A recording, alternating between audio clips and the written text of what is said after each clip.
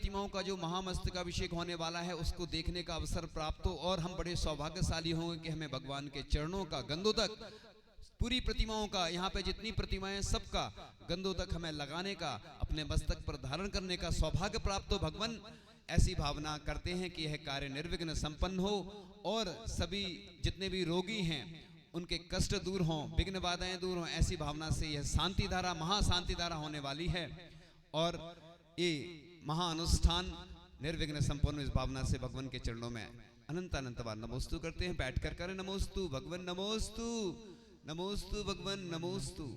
चलो आगे। ओम नमः सिद्धेभ्यः, ओम नमः सिद्धेभ्यः, नमो हरिहंताड़म, नमो सिद्धाड़म, नमो आयरियाड़म, नमो वज्रायाड़म, नमो लोए सब साहुड़म।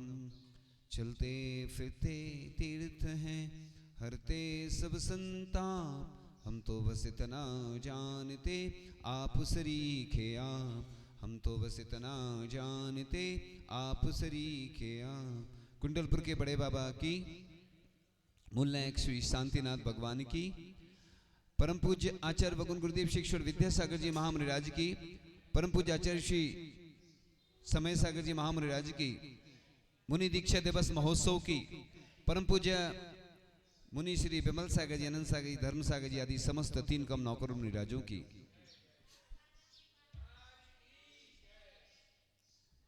आज का दिन जैन धर्म के इतिहास में सबसे महत्वपूर्ण दिन है, क्योंकि एक नई इबारत लिखी गई थी आज की तिथि में।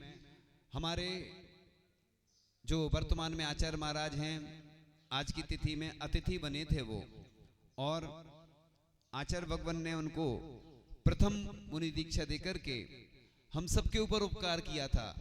क्योंकि साधु संत जो भी काम करते हैं सिर्फ एक व्यक्ति के लिए नहीं करते हैं। आचार्य भगवान ने चेतन आत्माओं का उद्धार तो किया ही, ऐसे ही पाषाण से परमात्मा को भी उन्होंने बनाया और सभी जन जन का उन्होंने कल्याण किया।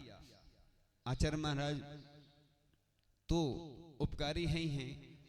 वर्तमान में जो परम पूज्य आचार्य श्री समय सागर जी महाराज हैं, उनके करीब रहने का हमें बहुत वर्षों तक ऐसा उनके साथ रहने का अवसर प्राप्त हुआ। वह बड़े सरल हृदयी हैं। मुझे एक बार याद आ रहा है, रामटेक की बात थी, किसी काम से उनको आना था कमरे में और सुबह से वो आ गए। अब वो प्रसंग कुछ चीजें बताई नहीं जाती, हम लोगों की कुछ रहस्यमयी बातें होती ना, सबको बताने से सब चीजें ठीक नहीं रहती ना। तो इस प्रकार से वो प्रातः काल की बेला में आ गए। तो मतलब वो इतने सरल हृदयी हैं कि ये नहीं कि मतलब हमसे छोटे महाराज उनसे काम है तो खुद आ गए वो। और वो भैयावृत्ति करने भी आते थे, तो शाम को थोड़ा सा देख लेते थे आज इनका उपवास है, तो भैयावृत्ति करने आ जाते थे। ये होती है सरलता कि मतलब बड़े महाराज होने के बावजूद, वरिष्ठ महाराज कहलाते, ज्येष्ठ, और इतने ज्येष्ठ मुनिराज होने के बावजूद भी वो उनके अंदर कभी ये भाव नहीं रहा कि मैं बड़ा हूं। सबसे बड़ी बात यही होती है, जो ऐसी भावना रखता है वही उच्च पदों को प्राप्त करता है। तो उनके बारे में वैसे मैंने कई बार संस्मरण सुनाए हैं पहले, और सुनाता भी रहता हूं मैं, क्योंकि हम कोई भी काम एक दिन नहीं करते कि दीक्षा दिवस एक दिन मनाते, हम तो वर्ष भर मनाते हैं। और हमारा तो जो टेक्नोलॉजी हमारी चलती, वो कौन सी चलती, इंटरनेशनल चलती है। हमारा मैनेजमेंट है जो एडवांस चलता है। क्यों चलता है?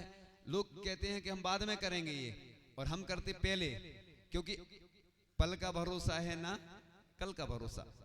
और भले ही कम लोग सुनते हैं, लेकिन हमें मालूम है कि दुनिया तक बात पहुंच जाती है। तो इस प्रकार से आचार्य भगवान ने उनके ऊपर तो उपकार किया है, इस जैन संस्कृति के ऊपर उपकार किया, क्योंकि ऐसे उल्लेख मिलते हैं कि पहले भी करोड़ों की संख्या में साधु हुए हैं। 40 करोड़ पहले जैन थे। साधु संत तो बिरले ही बन पाते हैं, पुण्यशाली होते हैं। आचार्य श्री ने युवाओं को दीक्षा देकर, पढ़े लिखे लोगों को दीक्षा देकर के इस जैन संस्कृति पर उपकार किया है आचार्य ऋषि ने। और प्रतिभा स्थली को भी एक नया आयाम दिया, चाहे वो शादी का हो, चाहे वो क्षुल्लक बने हो, नए तरीके से आचार्य ऋषि ने जो भी काम किए वो अलग हटके किए, क्योंकि उनको मालूम था कि आगे आने वाली पीढ़ियां कोई कुछ काम करने वाली नहीं है। अस्त हो रहे ज्ञान सूर्य ने, सोचा था एक दिन की शाम, मेरे ढले जाने के बाद। थोड़ा सा धीरे धीरे करें लोगों से बोलना, क्योंकि उनकी आवाज ज्यादा आ रही है थोड़ा सा। तो आचार्य ऋषि ने इन प्राण प्रतिष्ठा करके इन तीर्थों को जीवंत तो बनाया ही, हम सब के ऊपर भी उपकार किया। तो आचार्य भगवान जन जन के हितैषी थे, शासन प्रशासन के लिए भी बहुत उन्होंने कुछ किया। और आचार्य ऋषि के निमित्त से बहुत सारे लोगों की बीमारियां दूर होती चली गई। आचार्य भगवान के ऐसे संस्मरण हमारे पास बहुत सारे हैं जो हम सुनाते रहते हैं समय समय पर। तो आचार्य भगवान की जो साधना थी वो 56,000 वर्ष से ज्यादा की थी, क्योंकि ऐसा ग्रंथों में लिखा है कि वर्तमान में 1 वर्ष की साधना 1000 वर्ष की साधना के बराबर होती है। ऐसे आचार्य भगवान ने 77 वर्ष हम सब के बीच में रह करके उनकी जो आयु थी, हमारे पास पूरा उसका डिटेल है, हमने निकाली थी, काउंटिंग है बिल्कुल। आचार्य श्री की उम्र कितनी थी, कितनी दीक्षा, महीने में, वर्ष में, पूरा हम डिटेल बता देंगे, अभी उपलब्ध नहीं है। तो ऐसे आचार्य भगवान जिनने युवाओं में जोश भरा, युवाओं को जोड़ा धर्म से। और आचार्य ऋषि की भावना थी कि इस तीर्थ क्षेत्र को भी 65 गांवों से जोड़ना है। अभी तो कुछ गांव जुड़े हैं, उदासीन हैं लोग। ऐसे उदासीन लोगों की हमें बिल्कुल आवश्यकता नहीं है, चाहे भले ही थोड़े से दूर के लोग जुड़े, हमें ऐसे एनर्जी वाले लोग चाहिए। हमारी तो भावना यही रहती, हम तो जैन धर्म के ब्रांड एम्बेसडर बनना चाहते हैं, क्योंकि इस जैन संस्कृति को हमारे जैसे युवा जब तक आगे नहीं आएंगे, हमारा धर्म आगे नहीं बढ़ने वाला। जब तक युवा दीक्षा नहीं लेंगे, कमेटी में नहीं आएंगे, कार्य में नहीं आएंगे। इसलिए आचार्य श्री किसको ज्यादा पसंद करते थे? युवाओं को। भले ही वो उम्र में ज्यादा हो, लेकिन युवा हो, युवा चाहिए हमें। युवा शक्ति पूरे देश की इकट्ठी होना चाहिए। आज स्थितियां आप देख ही रहे हैं, उसके बारे में हम कोई चर्चा नहीं करेंगे। बहुत स्थितियां बदलती जा रही हैं, बिहार में भी लोग नहीं रहते हैं। ये तो आचार्य श्री की कृपा है कि इतने ऐसे ऐसे जब लोग लाभ नहीं मिलता था तो बिहार करवाने में लोग अग्रणी रहते थे। इसलिए सम्मेद शेखर जी की चर्चा पूरे देश में हो गई है हमारी, लेकिन अभी जाएंगे, आराम से जाएंगे। अभी जब तक आचार्य महाराज का आशीर्वाद नहीं होगा, हमारी भावना पहुंच गई है, अभी वेटिंग में है। लेकिन अभी चंद्रगिरी जाने की भावना भी है, और पूरे देश में जो लोग आते हैं वो पूरे देश में खबर पहुंच गई है, विदेश में भी पहुंच गई है। लेकिन अब धीरे धीरे जाएंगे, अनुकूलता से जाएंगे, क्योंकि शारीरिक अनुकूलता देखते हुए ही संकेत जब तक नहीं मिलता। हमारे यहाँ हमारे संघ की एक विशेषता है कि जब तक गुरु आज्ञा नहीं मिलती हम कोई काम नहीं कर पाते। और हम आपको बता रहे कि आप जो भी काम करो प्रभु का और गुरु का आशीर्वाद लेके करोगे तो आप जीवन में ऊंचाइयों पर पहुंचेंगे। जैसे परम पूज्य आचार्य श्री विद्यासागर जी महाराज ने जब भी कोई काम किया तो अपने गुरु का नाम जरूर लिया, और गुरु की कृपा से वो आगे बढ़ते चले गए और उनने अपने लक्ष्य को प्राप्त कर लिया। ऐसे ही मंजिल पर ही रुकना हमको, हो कितनी भी दूर, लंबी राह नहीं कर सकती हमें कभी मजबूर। तो ऐसे जिस प्रकार से तीर्थों में श्रेष्ठ होता है सम्मेद शिखर, मंत्रों में होता है डमोकार मंत्र, और ग्रंथों में तत्वार सूत, प्रतिमाओं में कुंडलपुर के बड़े बाबा हैं, और जो आचार्य श्री के लिए विशेष आराध्य थे। और आचार्य भगवान का जो सपना था वो पूरा हुआ। तो माताओं में तीर्थंकर के माता, पिताओं में तीर्थंकर के पिता, चर्चाओं में आध्यात्मिक की चर्चा, अर्चाओं में जिनेंद्र अर्चा, गुणस्थानों में 14वां गुणस्थान।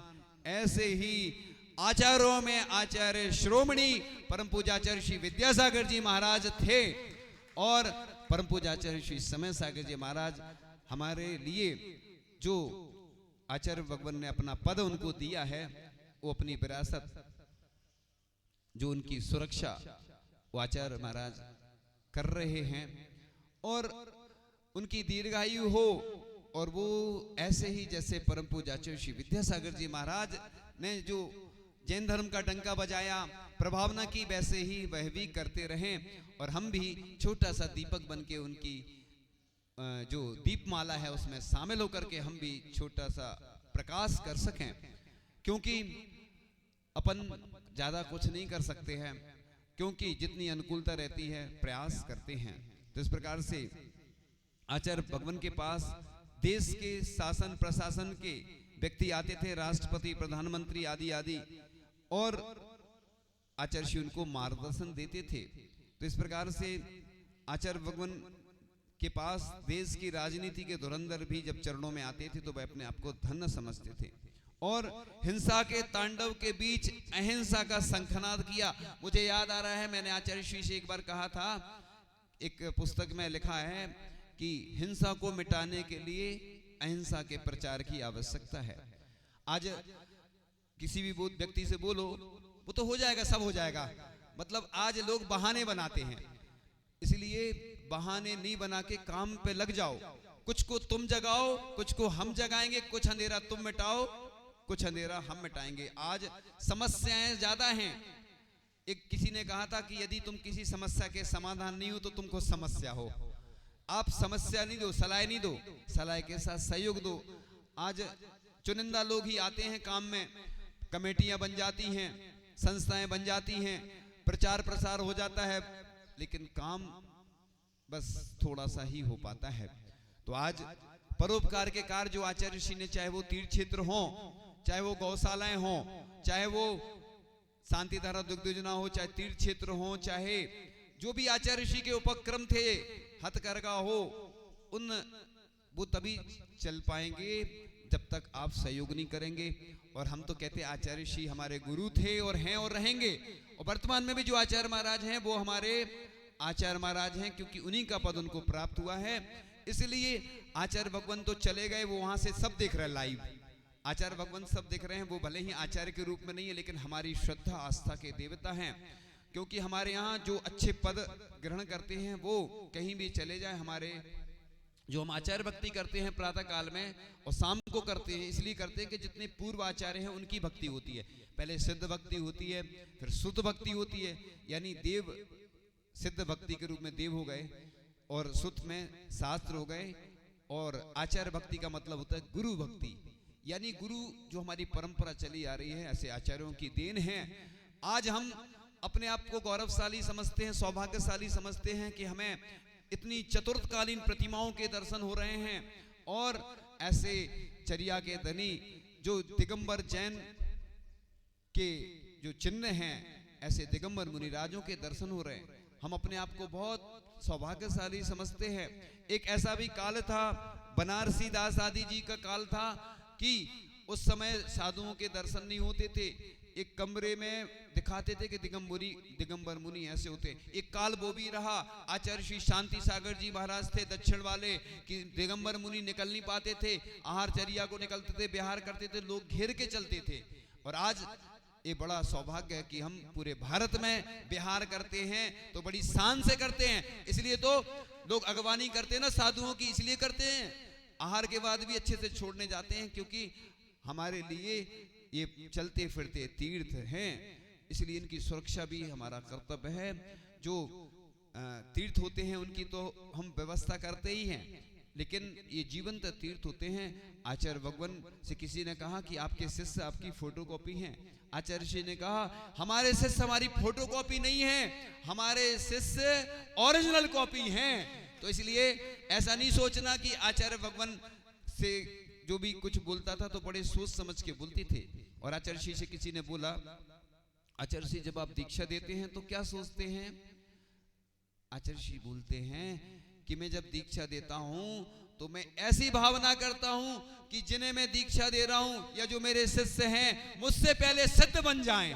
देखो ऐसी भावना भाया करो, 16 कारण भावनाएं तीर्थंकर प्रकृति के बंध में निमित्त बनती हैं। इसलिए ऐसा नहीं सोचो कि आचार्य भगवान चले गए हमारे बीच से, हमारे हृदय में हमेशा विराजमान रहेंगे। और हम तो कहते हैं पूरे देश में आचार्य श्री के जो ग्रंथ हैं ताम्र पत्र पर, पीतल पत्र पर, ताड़ पत्र पर उत्कीर्ण होना चाहिए। चरणों के बारे में तो कई जगह स्थापित हो रहे हैं। जो जो छोटी छोटी समाज हैं उनके लिए भी हमने व्यवस्था करी है, सब जगह हो जाएंगे, चिंता नहीं करो। हमारे पास कोई ना कोई ऐसे पुण्यार्जक भी आ जाएंगे। आपकी क्षमता नहीं, आप तो हमारे पास आ जाना। हमारे पास बहुत बड़े बड़े पुण्यार्जक की स्वीकृति नहीं मिली है, तो हमें पुण्यार्जक भी ऐसे चाहिए है जो अपनी तरफ से छोटे छोटे गांव में जहां पे कोई एक घर है और उनकी भावना है, जैन दर्शन भाव प्रधान है, इसलिए किसी की भावना है तो चरण जरूर स्थापित करना, मंदिर में करना, संस्थाओं में करना और विदेश में भी करना।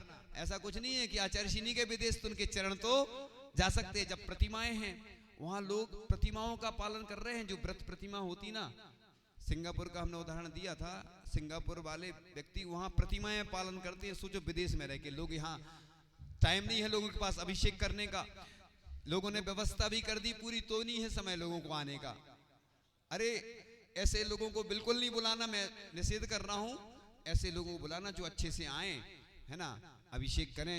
ये क्षेत्र तभी सुरक्षित रहेंगे क्योंकि क्षेत्रों पे कोई रहने वाला तो है नहीं, समाज कोई रहती नहीं, तो आसपास के लोगों का ही कर्तव्य है। जो आचार्य ऋषि का सपना था कि 65 गांवों को जोड़ना, तो सबको जोड़ो, तभी तो ये यहाँ पर अभिषेक करेंगे। ऐसी अतिशयकारी प्रतिमाएं हैं, लोग कहते हैं हम बीमार हैं, हम परेशान हैं, ऐसे प्रतिमाओं के तुम दर्शन करोगे अपने आप सब बीमारी चली जाएंगी, है ना।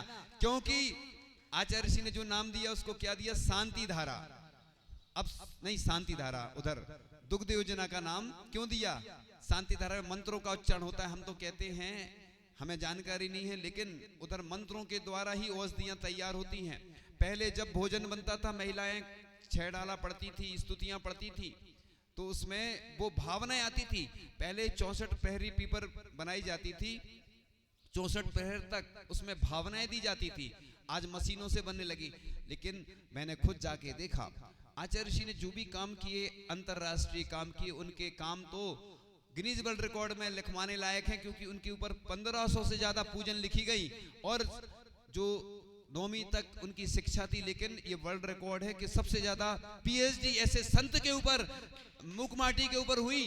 3 भाग उसके निकले, समीक्षाएं निकली और देश के प्रधानमंत्री की आंखों में से भी आंसू आए कि एक देश का ऐसा संत हमने खो दिया है जो अरहंत सा था और हमारे बीच से चला गया। तो देश का जब राजा भी अगर ऐसे संत के लिए रोता है, और लगभग 200 या 300 लगभग अखबार में आचार्य ऋषि के बारे में श्रद्धांजलि के रूप में एक लेख आया। ये वर्ल्ड रिकॉर्ड है। अभी तक शायद दिगंबर जैन साधु के लिए तो किसी ने ऐसी श्रद्धांजलि, मेरे अभी तक मैंने बहुत सारे ग्रंथ भी पढ़े हैं, मुझे जो जानकारी है, तो आचार्य भगवान ने जो कार्य किए वो इस देश, हाँ 15 भाषाओं में, तो ये आचार्य भगवान की साधना का प्रभाव था। 44 घंटे जिन्होंने ध्यान किया, जिन्होंने शमशान में ध्यान किया, 9 उपवास लगातार किए, वो सब मालूम है आप लोगों को। लेकिन बता इसलिए कि ये आज गुरु गुणगान का दिवस है, क्योंकि ऐसा लिखा है आचार्य कुंद कुंद स्वामी ने, पड़वज्जदु सामान्यम यदि इच्छति दुख परिमोक्षम, यदि तुम दुखों से मुक्ति चाहते हो तो श्रावण को अंगीकार करो। इसलिए आचार्य ऋषि ने भी लिखा है नरक पतन से भीत हुए हैं, यानी हम नरकों के दुखों से डर करके मुनि बने हैं। आज चतुर्थ काल तो नहीं है, पंचम काल है। पंचम काल के अंत तक 18,500 वर्ष हैं जब तक ये हमारा जैन धर्म रहने वाला है। इसलिए युवाओं को आगे लाओ। बाकी लोग ऐसा नहीं कि और लोग काम नहीं करें, क्योंकि चाहे बिहार हो, चाहे आहार हो, चाहे अभिषेक हो, नए लोगों को जोड़ो।